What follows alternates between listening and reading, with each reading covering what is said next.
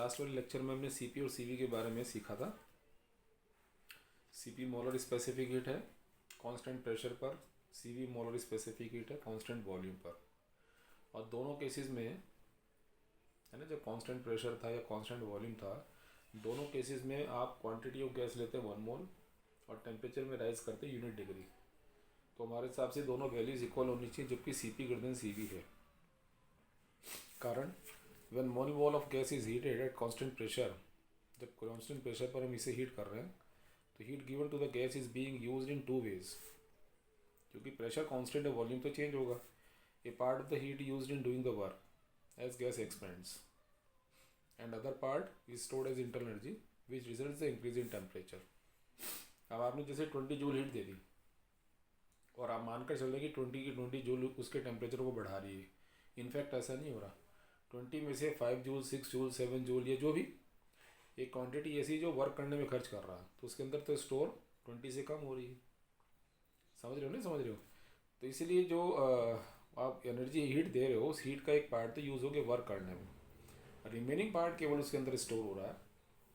तो उसका टेम्परेचर बढ़े, उसके लिए उसे जो हीट चाहिए है ना, उतनी हीट उसे मिले नहीं, तो उसको देने के लिए आप और एक्स्ट्रा हीट प्रोवाइड कराओगे। While overheating the gas at constant volume, है ना, no work is done because delta V zero है। So heat given is use only to increase the internal energy. तो देयरफॉर कांस्टेंट प्रेशर पर an additional amount of heat equal to work done by the gas is supply. देख रहे हो कि constant pressure पर हमें ये हीट देनी पड़ती है फालतू, जो वर्क डन के इक्वल है as compare to the heat given at constant volume. So CP greater than CV. ठीक है ना? अब जब ग्रेटर क्लियर हो गया तो CP minus CV is equal to R है। मेयर फार्मूला ये प्रूव करके दिखाओ। तो आपने कहा जी कंसीडर किया हमने 1 mole of an ideal gas और हीट दे रहे हैं हम इसको to raise the temperature by dt। हम यूनिट ना बढ़ा के dt बढ़ा रहे हैं। तो when heat is given at constant volume, तो dq जब निकालेंगे म्यू सीवी dt आएगा। म्यू नंबर ऑफ मोल से, जो कि हमने 1 मोल कंसीडर किया, तो ये सीवी dt रह जाता है। किसकी वैल्यू? dq की वैल्यू। इसको dq लिख दिया मैंने, टेम्परेचर dt लिखा ना इसलिए। एग्रीड? अब इससे dq इज इक्वल टू आपके पास बच गया ये सीवी dt। dq की वैल्यू जो है सीवी dt के इक्वल आ गई, ये दिख रहा है हमें। और इसे cv निकाल दिया मैंने। जब मैं वर्क डन कैलकुलेट करता हूँ dwp/dv, तो वो जीरो आएगा क्योंकि वॉल्यूम में कोई चेंज नहीं है। अब फर्स्ट लॉ थर्मोडायनेमिक्स की इक्वेशन को मैं यूज़ कर रहा हूँ। इस इक्वेशन के थ्रू मुझे क्लियर है dw जीरो रखूँगा तो ये du dq के इक्वल आ जाएगा। तो आपकी जो इक्वेशन 1 है जिसमें dq लिखा, उसकी जगह du लिख दूंगा मैंने लिखा भी पुट इन 1, और ये बन गई आपकी cv is equal to du/dt। अब हम गैस को हीट करते हैं कांस्टेंट प्रेशर पर, तो dq म्यू cp dt आएगा, फिर म्यू 1 है तो cp dt बचेगा, cp आ गया dq/dt। वर्क डन होगा pdv। इस बार ये जीरो नहीं होने का ना, क्योंकि कांस्टेंट प्रेशर है, वॉल्यूम कांस्टेंट नहीं है। फर्स्ट लॉ ऑफ थर्मोडायनेमिक्स से du का इक्वेशन ये है, इसे dq निकाले मैंने, du प्लस dw की वैल्यू प्लेस कर दी, है ना? समझ आ रहा होगा। और ये dq की जो वैल्यू है, इसको फिर दोबारा से इक्वेशन 2 में प्लेस कर रहा हूँ मैं यहाँ पर, ये रहा। तो du/dt, ये dt आ गया, और pdv/dt। इक्वेशन 3 नाम डाल दिया। अब आइडियल गैस के लिए pv is equal to RT होता है 1 मोल के लिए। वैसे तो म्यू RT होता ना 1 मोल के लिए, म्यू 1 हुआ। इसको मैं डिफ्रेंशिएट कर रहा हूँ विद रिस्पेक्ट टू टेम्परेचर। तो d/dt of pv, d/dt of RT। Okay. अब इसमें p तो कांस्टेंट है, इसे बाहर निकाल दो, dv/dt। यहाँ r कांस्टेंट है, बाहर लिखो dt/dt। dt/dt 1, और ये लिखा जाएगा p dv/dt is equal to r। ये आ गया। और इसे p dv is equal to r dt, इसको इक्वेशन 3 में पुट कर रहा हूँ मैं यहाँ पर, p dv की जगह, है ना? ये लिख दिया मैंने, cp is equal to du/dt plus r dt upon dt। dt cancel, है ना? p dv की जगह लिखा ना मैंने r dt, और ये बच गया। अब तुम्हारे पास cp की वैल्यू भी निकल आई, तुमने cv भी कैलकुलेट कर लिया था। माइनस करो, ये माइनस किया, दोनों वैल्यू रखी मैंने, du/dt कैंसिल हो गया, r बच गया।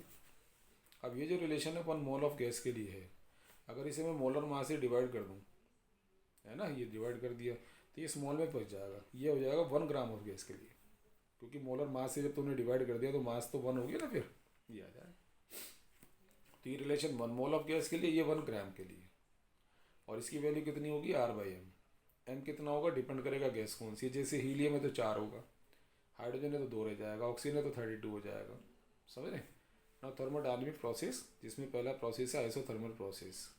ये कहते हैं this is the process in which pressure and volume of gas changes such that temperature remains the same. Temperature में कोई चेंज नहीं है, इसको नाम करते हैं आप आइसोथर्मल प्रोसेस। अब आप नोटिस करो कि टेम्परेचर में चेंज नहीं होना चाहिए, ऐसे कैसे होगा? तो इस ऐसा तो तभी हो सकता है कि सिस्टम को अगर हीट मिल रही है तो जितनी हीट मिली उतनी हीट साथ साथ ट्रांसफ़र हो जाए, या सिस्टम ने मान ली कोई हीट रिलीज़ की तो जितनी हीट उसने रिलीज़ की उतनी उसे मिल जाए, उतने टाइम में मिल जाए। यानी जिस रेट से हीट का एक्सचेंज हो रहा है ना, वो बराबर होना चाहिए। मतलब जिस रेट से हीट ली उसी रेट से वो बाहर भेजे। अब उसने 1 सेकंड में तो ली 40 जूल, अब उस 40 जूल को बाहर निकालने में मान लिया वो कर रहा है 6 सेकंड ले रहा है, तो आप सोचो 5 सेकंड के लिए तो हीट उसके अंदर रुक गई ना, टेम्परेचर तो बदल जाएगा। तो 1 सेकंड में ही 40 जूल बाहर जानी चाहिए। तो क्या लिखते हैं कि नेसेसरी कंडीशन में the walls of container in which system is taken should be perfectly conducting so that exchange of heat, है ना, जो एक्सचेंज ऑफ हीट है वो फ्रीली हो सके विद सराउंडिंग। ठीक है ना, it can exchange the heat freely with surroundings. अब दूसरी बात, तुमने यहाँ एक वर्ड लिख दिया परफेक्टली कंडक्टिंग। परफेक्टली कंडक्टिंग कोई नहीं होता, कंडक्टिंग तो बहुत है, परफेक्टली होता नहीं। तो वही यहाँ पर लिखा जा रहा है, देखो कि because there is no perfectly conducting substance, कोई परफेक्टली कंडक्टिंग सब्सटेंस नहीं है, so the process should be slowly. यानी जो प्रेशर वॉल्यूम में चेंजेस कर रहे हैं ना, वो धीरे धीरे करें। धीरे धीरे करने से क्या होगा कि जिस रेट से सिस्टम को हीट मिल रही होगी उसी रेट से वो बाहर निकाल देगा।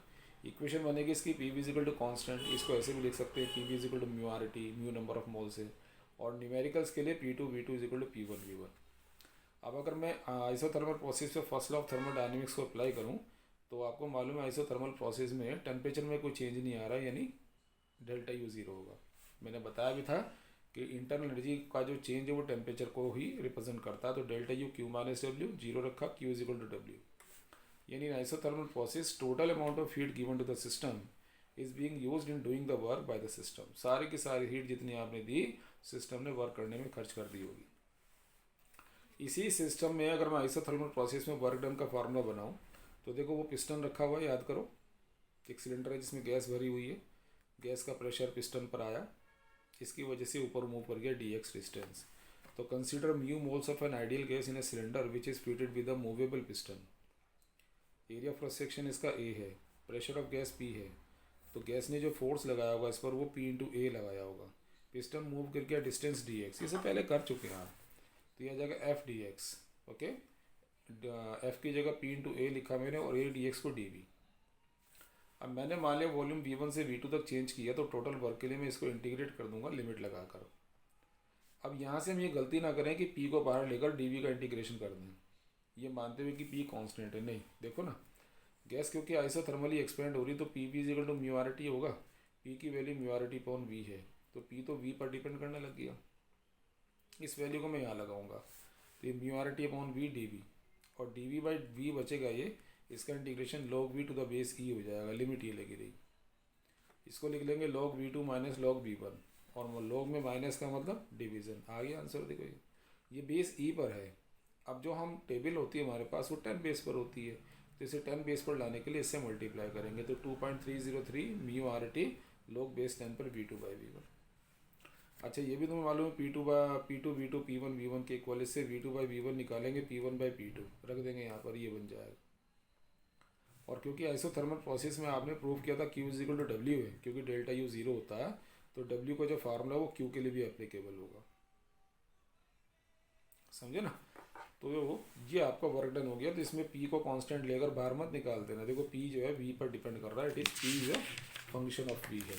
ठीक है, इसी तरह से एडियाबैटिक प्रोसेस हुआ। एडियाबैटिक प्रोसेस क्या हुआ कि the process in which pressure and volume of gas changes such that there is no exchange of heat takes place between the system and surrounding. इसको एडियाबैटिक प्रोसेस कहा आपने। अब heat का exchange ना हो इसके लिए walls of conductor should be perfectly insulating. Insulating तो होती है, परफेक्टली होना मुश्किल है, तो इसलिए ये जो there is no perfectly insulating substance और प्रोसेस शुड बी सडनली, तेजी से चेंजेस हो, है ना, तेजी से चेंजेस। इक्वेशन इसकी है P V to the power gamma is equal to constant where gamma is equal to C P by C V. अब जैसे यही है ना, इसको पिस्टन को अगर मैं धीरे धीरे मूव कराऊंगा तो मैं नोटिस करूंगा गैस के टेम्परेचर में कोई चेंज ही नहीं आ रहा है, लेकिन मैं एकदम से तेज़ी से इसे मूव कराऊंगा ऊपर नीचे तो ये गर्म हो जाएगी। क्योंकि जो आप इसमें वर्क कर रहे हैं, वर्क करने से आप इसको एनर्जी दे रहे हैं, वो एनर्जी बाहर नहीं जा पा रही, तो इसके अंदर रुक गई, तो प्रोसेस एडियाबैटिक हो गया। तो एडियाबैटिक के लिए सडन प्रोसेस होना चाहिए और आइसोथर्मल के लिए स्लो प्रोसेस होना चाहिए। अब जब मैं फर्स्ट लॉ ऑफ थर्मोडायनेमिक्स को इस पर अप्लाई करूँगा तो delta is equal to Q minus W है ना, क्यू ज़ीरो कर दूंगा यहाँ में, तो delta U is equal to minus W रह जाएगा। ये आंसर नहीं बना। अब यहाँ से देखेंगे कि अगर work is done by the system है तो डब्ल्यू की वैल्यू पॉजिटिव है तो मैं प्लस रखूँगा, बट बाहर माइनस है तो ये माइनस आएगा, और माइनस आने का मतलब है कि इंटरनल एनर्जी सिस्टम की डिक्रीज होगी जिससे टेम्परेचर डाउन जाएगा। यानी एडियाबैटिक प्रोसेस में अगर सिस्टम वर्क करेगा तो उसका टेम्परेचर कम हो जाएगा, और अगर work done on the system हुआ तो डब्ल्यू नेगेटिव होगा, माइनस रखोगे माइनस ऑलरेडी प्लस आ जाएगा, इंटरनल एनर्जी बढ़ जाएगी। तो यहाँ से हम सीख रहे हैं कि एडियाबैटिक प्रोसेस में work done by the system है तो टेम्परेचर डाउन जाएगा, work done on the system है तो टेम्परेचर बढ़ेगा। अब जैसे इसने लिखा भी है, is it possible to raise the temperature of gas without heating it, explain. आप कहेंगे येस, है ना। इफ, ये कब पॉसिबल है, if the gas is compress suddenly, that is no exchange of heat takes place between gas and surrounding. Solve करके भी दिखा रहे हैं आप। क्यू ज़ीरो हो गया, डब्ल्यू नेगेटिव होगा क्योंकि आप गैस को कंप्रेस कर रहे हैं तो work done on the system है। इसमें रखेंगे ये zero minus minus W plus आ गया, और डेल्टा यू प्लस आने का मतलब टेम्परेचर बढ़ गया। वर्क डन के लिए जब फार्मूला करेंगे तो बिल्कुल जैसे मैंने आइसोथर्मल में सिखाया था ऐसे करते करते यहाँ तक आ जाएंगे। अब क्योंकि गैस एडियाबैटिकली एक्सपेंड हो रही है तो P B gamma is equal to K होगा, और पी की वैल्यू हो जाएगी के अपॉन वी गामा, यानी के वी की पावर माइनस गामा, और मैं यहाँ प्लेस कर रहा हूँ, ये रख दिया मैंने। इसको इंटीग्रेट करूँगा मैं, है ना, के वी की पावर माइनस गामा को इंटीग्रेट कर देंगे। ये दिखा रहे इंटीग्रेशन आपको, देखो इंटीग्रेशन में आ जाएगा के वी की power minus gamma plus one upon minus gamma plus one, और लिमिट वी वन से वी टू। ये के और गामा बाहर निकाल दिए, इसमें मैंने वी टू वी वन लिखा, पावर एज इट इज़, और माइनस गामा प्लस वन को दोनों जगह यहाँ भी मैंने वन माइनस गामा लिख लिया, वन माइनस गामा। अब मुझे मालूम है P one V one gamma K है, पी टू गामा भी के है, तो जो वी टू वाला है ना उसके साथ के वाले में ये रख देंगे, और वी वन वाले के साथ के इसमें ये रख देंगे। ये रखा मैंने, देखो P two gamma P one gamma. इसके साथ जब ये सॉल्व करेंगे तो पावर वन बचेगी P two minus P one, और ये वन माइनस गामा है ना, इसे मैंने गामा माइनस वन लिखा तो अंदर वालों को चेंज कर लिया। ठीक है, अब हमें ये भी मालूम है P V equal to mu R T है, तो P one V one mu R T one और P two mu R T two. ठीक है, यहाँ रखा मैंने, ये पी वन वी वन की जगह mu R T one mu R T two, mu R common निकाल दो, ये आंसर आ गया टेम्परेचर के टर्म्स में। ठीक है, तो वर्क डन का फार्मूला आपका ये बन जाता है।